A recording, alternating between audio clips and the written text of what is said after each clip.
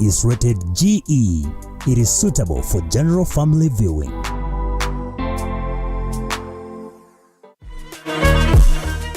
Hujambo na karibu. Wiki iliyopita ama wiki mbili zilizopita tulikuwa tunaangazia masuala ya mafuriko hapa nchini Kenya, na tukiendelea kuyaangazia tumeshuhudia athari zake kwa wenyeji na Wakenya hapa sehemu mbalimbali hapa nchini Kenya. Na leo penzi mtazamaji, I'm sitting with some of the youths who are going to explain to us what is the drastic effect of floods in the country. I'm having a conversation with Juvia Asisi, an environmental activist, Patience Karaoke, social scientist, and of course Nelly Akinyi, a diplomat, Marcelo Diambo, an accountant, and Lina Diambo, a developer, that are going to shape for us a conversation that entails floods in the country. Na ikiwa pia mpenzi mtazamaji unajumuika nasi kwa mara ya kwanza, hii ni Bunge La Wenyeji. Tuma ujumbe mfupi kwenye mitandao ya kijamii sa Facebook na YouTube so that we can sample your comments and feedback right here at Lookuptv. Na Bunge La Wenyeji limeanza sasa hivi. Jina langu ni Moses Okech na hii ni Bunge La Wenyeji.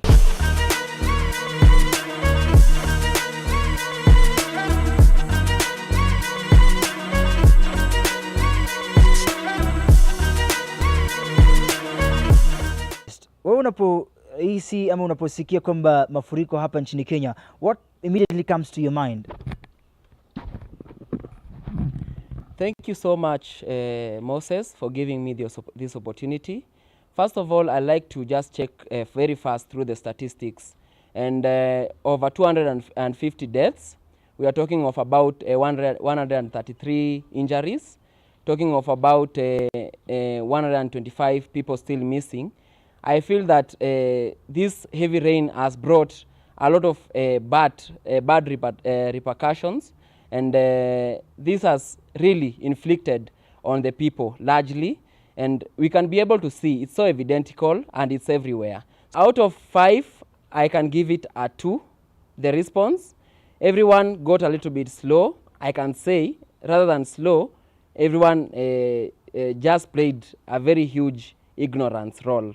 So response is very low, actually. We responded on a very low tone. What do you hear cases rising, of course, as Juvia has mentioned, on floods? What comes to your mind? As a developer, I would say what comes into my mind is what action should be taken. Flooding is, we can say flooding is normal to some point, but then when it overfloods in certain areas, then it becomes a calamity. So as a developer, I would say drastic measures have to be taken by the government and by the locals, because we just can't say it's the role of the government to handle floods, and we leave out the role of the residents on how they can cope with floods. The government is wrong. They are doing it, but not enough. What they are doing is not enough, and people, you can see out there, people are still crying, though their government are extending their help to certain people. We saw the Maimahiu, the president went there in person and told people, and we will give them 10,000 for maybe for accommodate, to find where they could live, as they would plan for where they could live, like constructing the other houses for them, affordable houses for them. And that is not enough. By the 10,000 is not enough. Government is doing what it can, but not enough. The idea of government relocating and vacating people, I wouldn't second that, because where are you vacating to? Where are you going? And where the government is taking you? Are you going to manage yourself there? Because it starts by self-management, self-care. Before we call out to the government, what are you going to do to help yourself first? You understand? So something like that, whether the government is vacating people or not, I'd really second the fact that they be vacated in more decent areas, considering most of them also have kids, and it's also some are being even sleeping at the tents. You understand? Some are sleeping at the tents, and for the kids, it poses a lot of health risk, considering the weather also. So I believe and I think that the government should also consider when they are doing the vacation and relocation of these people, they should consider where are they going to stay and how are they going to stay, not just vacating them, because they can't vacate you, right? And what are you going to eat there? But in as much as you're saving the lives of people, how sure are you they are going to maintain, like they're going to stay in that situation for some time, you understand? Because you can save my life right now and tomorrow I die. Why? Because there are some things that basic needs that that the government wasn't able to attend to. The response was not timely enough, but can we blame the government? To some extent, yes, but we also need to ask ourselves as individuals in our own capacity as patients. I've been affected by floods in one way or another.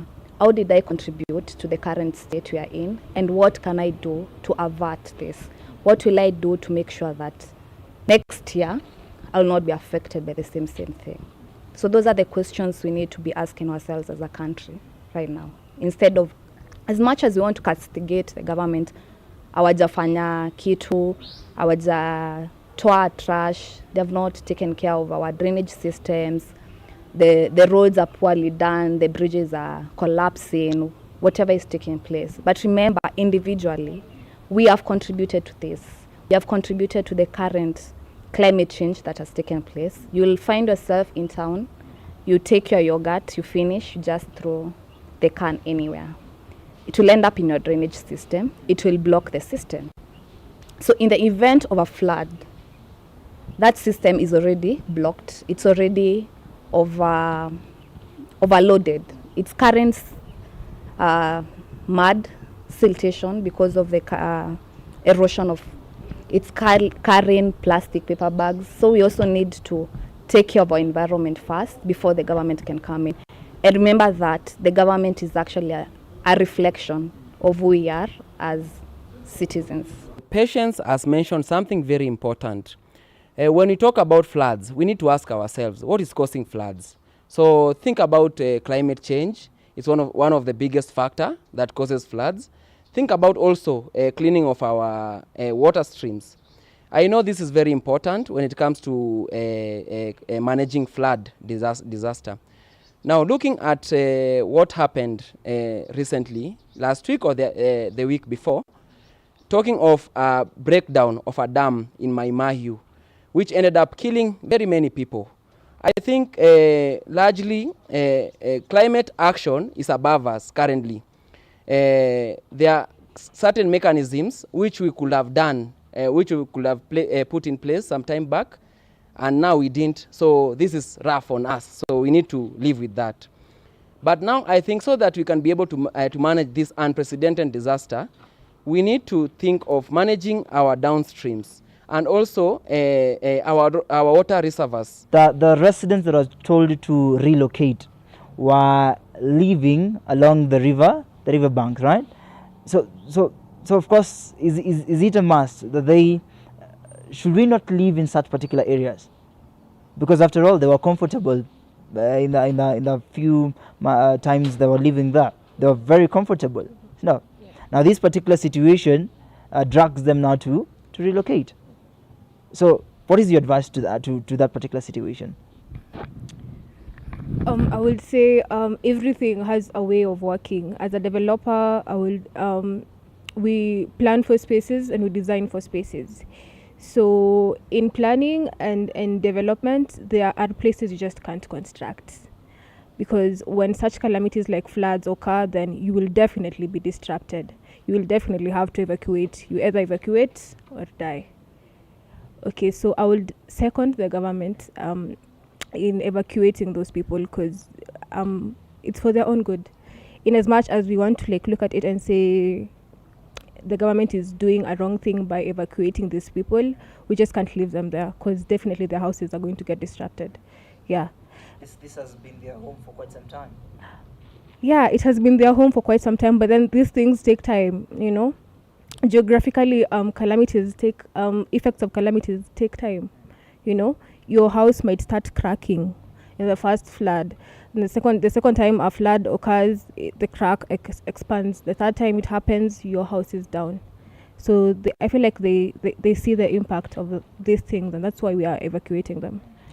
Those people who are working at, let's say, those people who have the vibanda, like Nelly has just said, there are some people who are depending on those vibanda to get their income, and the flood came and swept them away, and those people are now crying. They are just common mwananchi, and also the government is on their neck for let's say taxes, revenues. So yeah, they don't have where to. You can't stay in somebody's house and for just stay there and not paying anything. They will be on your neck for this, maybe the rent and so many things. The government raised the fee of taking an ID. The government should lower that one so that it will provide, it will make it easier for them to take those ideas. Birth certificate also, yeah, the government should lower. They raised. Why should they charge people to take IDs? They haven't been charging, so mbona, why should they? No, for me, it's a no. Yeah, and something else I would like to say, Nairobi as a city currently is so messy. And I would say the land isn't enough to cater for the rising population. If you look at how rapidly the population in Nairobi is rising, then definitely when a calamity occurs, the effects will be adverse. Yeah, so it's a whole messed up thing. The government has the role to ensure, or I would say to make it available, to make places available for these people to report what they're missing. If I'm missing my ID or I'm missing my passport or visa, I should just go and report and say I'm missing a certain document. Children will do that. Okay, yeah. Mafuriko. Yeah, but then I feel like they should. Okay, in terms, I don't know. Like, it's so messy, but I feel like they just have to be helped. But at some point, you can say life is tough. So, yeah, at times you just have to cope with whatever that is happening. The government might not help you, but life has to go on. Is there a very possible solution to avert all these cases that manze hata tukipatana na janga hili tena will be able to escape? What is the action that they have taken from that time? Because they're not witnessing floods for the first time, you understand? So what are the actions? Right now we can be having solutions, but what are the actions? You have solutions, but you act. You have to act. Yes, si kusema tu. Unajua sasa saa zingine maneno inazidi matendo, you understand? And that is not how we're supposed to work as a nation. Things like flooding, we're not supposed to be talking we're not supposed to be talking about flooding right now, because you see right now in regards to SDG 13, Sustainable Development Goals, they're focusing on climate action. When we talk of climate action, this is something that ought to be addressed even before the flooding itself, you understand? So when we talk of solutions, we have solutions, people have solutions and innovations and ideas that we can work on. But how do we implement them? In relation to your question, I would like to pose a question and ask you, are you aware that we have a National Disaster Management Unit in the country? And within the National Disaster Management Unit, there are different hierarchies and different organs that are supposed to take care of certain things. So you'll find from the director of the unit to the Nyumba Kumi chairperson. So there is a way the communication is supposed to take place. So when you're asking that, how can the government reach the mwananchi and be able to help this mwananchi? The first question would be Nyumba Kumi. Unaona kuna swali umepose where people have lost their documents. They have lost their national IDs, they have lost their passports, they have lost whatever, books. Kids have lost their books, their stationery to go to school, and they're reporting in Monday. So within that area, I believe there is a Nyumba Kumi. So the chairperson of that Nyumba Kumi, in an ideal situation, should be able to know the number of people who have been affected and which documents have lost. Per se, for example, patients amepoteza ID, mtoto wake amepoteza birth certificate. So in an ideal situation, that information should go to the government, whereby the government should be able to, I wouldn't say reimburse, I don't think that's the right grammar to use, but they should be able to replace these documents for such people because now it's authentic. Tunajua, like for example in Mathare, the people within that area wanajuana ni nani wameaffectiwa. So somebody from a certain place, for example, where we, somebody from Gong Road cannot just come in and claim that I lost my ID during floods, and we are sure that Ngong Road, I don't think there are parts that have been affected by the flooding system to that extent. Yes, kuja kwa mwenyeji, tunajua hauwezi expect mtu amekuwa affected na floods Mathare. Mse biashara yake imeharibika. Kuna mwenye alikuwa anasema pesa yake imepotea. So huyu mtu hata akona hizo means za kufika hata Huduma Center GPO kuja kuclaim ID yake imepotea. Why can the government move those services? Go to Mathare, set up a desk. Go register. So and so has lost their ID, their birth certificate. Replace these documents for them. That's one of the ways that we can avert that. Then the other thing is planning, the city planning. People are building houses next to rivers. People are building, I believe, I don't know, Lina should be able to answer me because she's the developer here, but between the river and where the next building should be, there should be space. But is that happening currently in Kenya? It's not the case. People are just building buildings anywhere. People also building buildings along waterways. Our governing body is our government, and lucky for us, we have even devolved government. So the government is even closer to us. And now it comes to acting, we still have the government, we still have other stakeholders, including we, our own selves.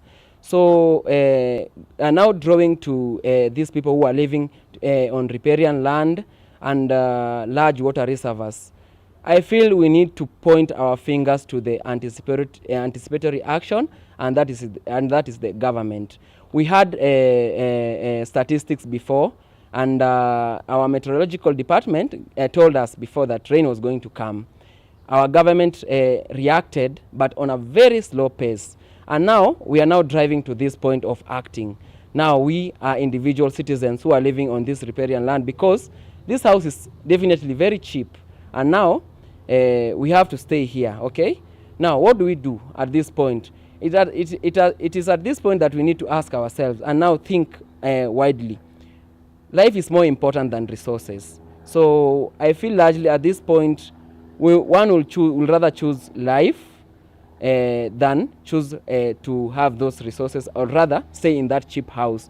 So just shift. There are some other places where there's big land and there's some more houses which are cheaper compared to that on riparian land, or compared to that on next to a water reservoir. So I feel it's a collective responsibility, but largely we need to direct our fingers to our governing body. They need to comply with the policies. If you're talking of a distance, a number of quite meters from the river, and we're talking of checking the dams, if they are okay, they can be able to hold water. Are they spilling out? What is the effect of their spilling out? So I feel it's a collective responsibility, each one to be very responsible of themselves, but also at the same time, we need to point the fingers to our governing body, and that is our government.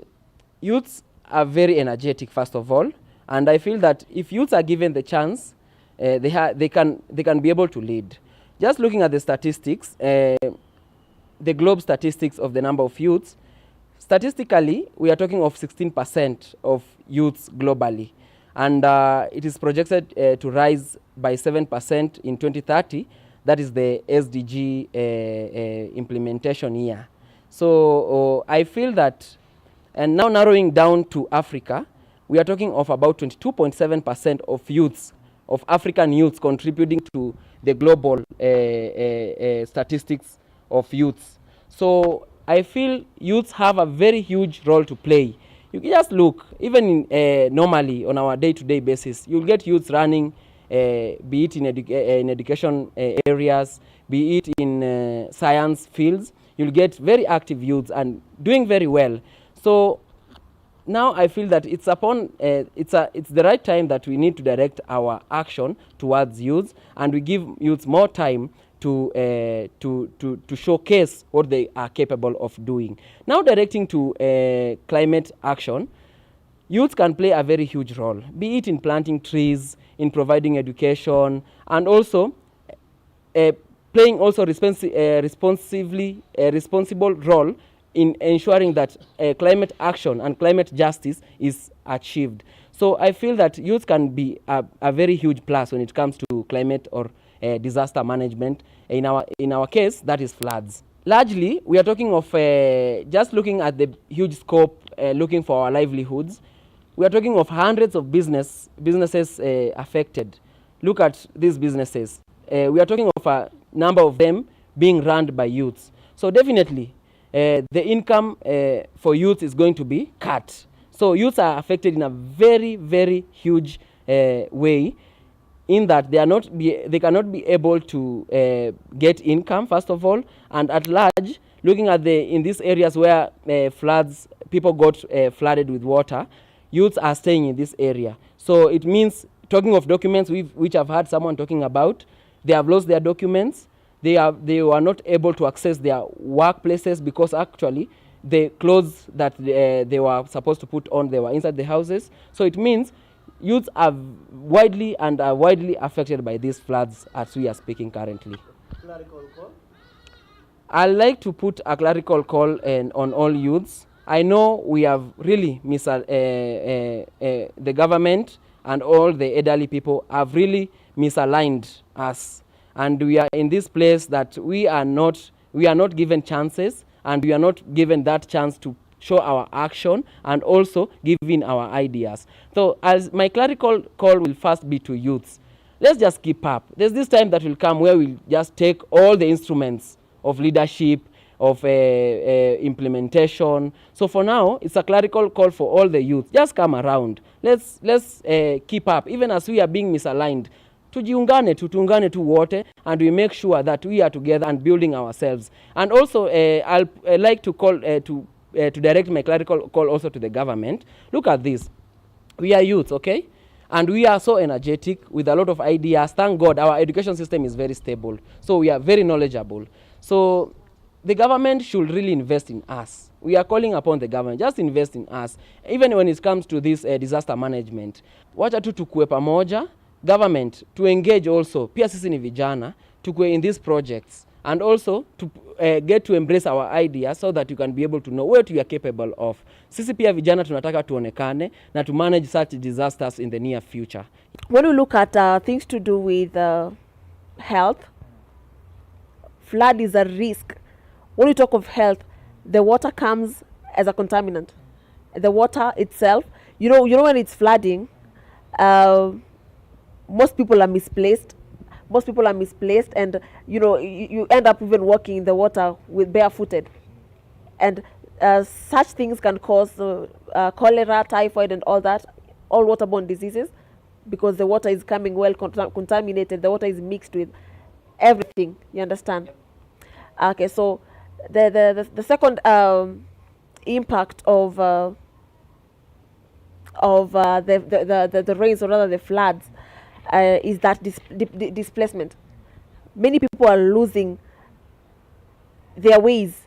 Like mtu anapata hana place ya kukaa, mtu ame, like it's like being ambushed.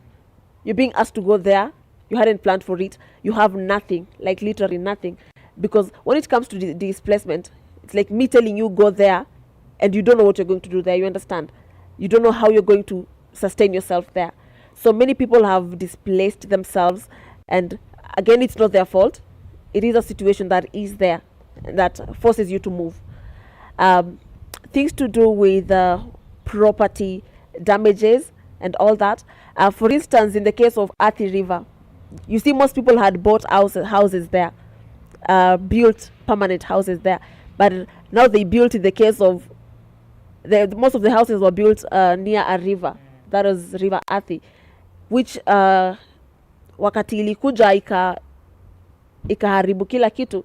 Again, people were being forced to move, and of course it can be so hard to adapt to that because you can't. It is so hard to recollect yourself. Everything that you had there, the house that you built, it took you some time to get all of that. So it is something that it's so devastating and so bad. I even don't feel happy about it.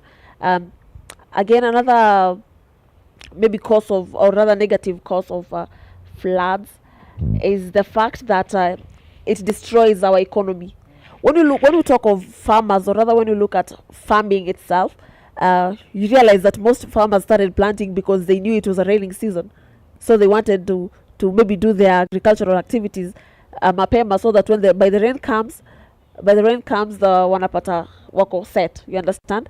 But now the rains came and started flooding. Most of the plants were swiped away. And when we talk of, again, transportation, maybe the products are there, but the means of transport, you understand? How are they going to transport these things to the required market? You get? So that is actually the most negative impacts of flood in our country as we speak.